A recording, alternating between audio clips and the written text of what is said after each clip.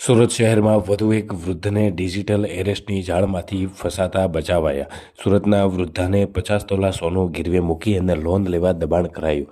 Jet Airways કૌભાંડનો ડર બતાવી અને 3 દિવસ ડિજિટલ એરેસ્ટ કર્યા. યુએસએમાં રહેતા પુત્રની સમય સૂચકતાથી બચાવ થયો. સુરતમાં રહેતા 69 વર્ષીય વૃદ્ધા તાજેતરમાં એક ભયાનક સાયબર શેરનો ફિકર બન્યા હતા.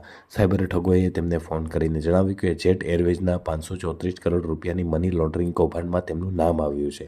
તપાસ એજન્સીના અધિકારી બની અને વાત કરતા ગઠિયાઓએ વૃદ્ધાને ડરાવ્યા હતા કે તેમના નામે ખોટા બેંક ખાતા ખોલવામાં આવ્યા છે.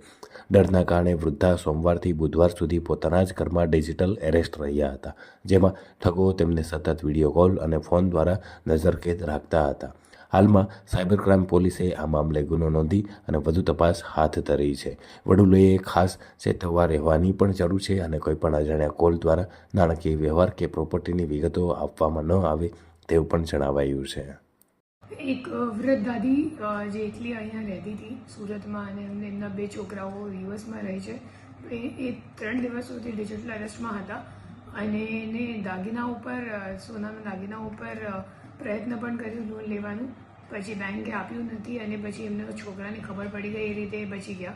પણ હું તમામ લોકોને સુરત શહેર પોલીસ વતી અપીલ કરું છું કે તમે આવા કોઈ જે બનાવ અગર તમારે સાથે બને, અગર કોઈ તમને કોલ કરે તો તરત જ સાયબર ક્રાઇમ પોલીસમાં જાણ કરો, તાકી અમે લોકો તત્કાલિક પગલાં લઈ લઈએ અને તમારી સાથે કંઈક ફ્રોડ હોય એના કરતાં તમે એ ફ્રોડથી બચી જાઓ. કઈ રીતના શું ધમકી આપવામાં આવી હતી? એમથી ધમકી આપવામાં આવી કે તમે અગર કોઈને કહો તો પછી એમની ઉપર પણ કાર્યવાહી થશે અને એમના જે ફોર એક્ઝામ્પલ એમના જે છોકરાઓ છે તો એમને કહેવામાં આવ્યું કે તમે છોકરાઓને જાણ કરો તો પછી થઈ શકશે કે એમના ઉપર પણ કાર્યવાહી થાય. તો એટલે પછી દાદી જોતી હતી, મતલબ એટલે કીધી નથી કંઈક છોકરાને. શું કહીને ડિજિટલ એરેસ્ટ કરી રહ્યા હતા?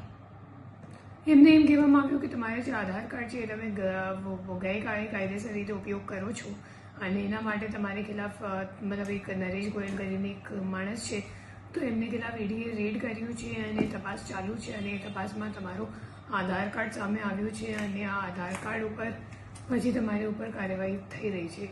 એ મુજબ એમને ધમકાવવામાં આવ્યું હતું. બેન, મેડમ, ડિજિટલ એરેસ્ટ કોઈ છે પોલીસ કરી શકે છે? નહીં, પોલીસ કોઈ પણ દિવસ ડિજિટલ એરેસ્ટ નથી કરતી. અમારે અગર તમારે અરેસ્ટ કરવાનું છે તો ફિઝિકલી અમે લોકો આવીને તમને અરેસ્ટ કરી લઈશું, પણ ડિજિટલ અરેસ્ટ કરીને કાયદામાં કોઈ જોગવાઈ નથી કે ડિજિટલ અરેસ્ટ નામનું કંઈક વસ્તુ છે.